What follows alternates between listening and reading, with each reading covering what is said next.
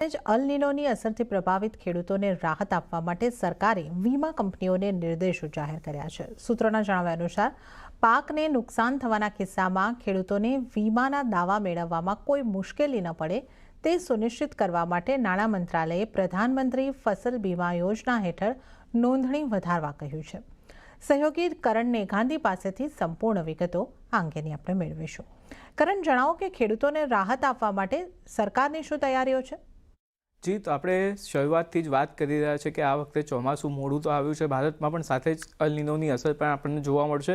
એટલે કે જે ચોમાસું છે તેમાં વરસાદ સામાન્ય કરતાં ઓછો પડવાનો છે।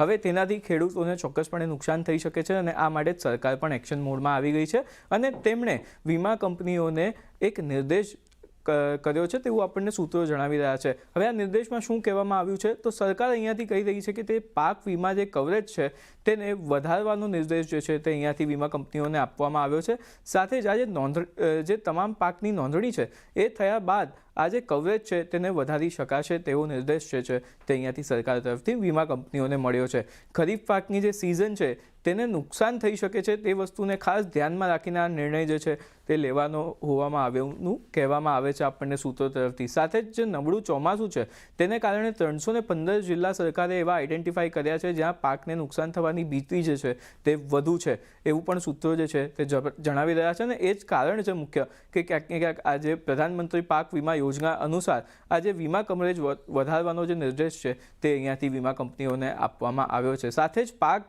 જો પાક નિષ્ફળ થાય છે ખેડૂતોનો તો તે કિસ્સામાં પણ ક્લેમ મેળવવામાં સરળતા રહે તેવી પ્રોસેસ પણ તૈયાર કરવાનું જે છે તે અહીંયાથી કહેવામાં વીમા કંપનીઓને આવ્યું છે। એટલે કે સરકાર જે છે તે અહીંયા ખેડૂતો માટે મક્કમપણે ઊભી છે તેવું દર્શાવાઈ રહ્યું છે। જી કરણ, આ સમગ્ર જાણકારી આપવા બદલ આપનો આભાર। અને ત્યારે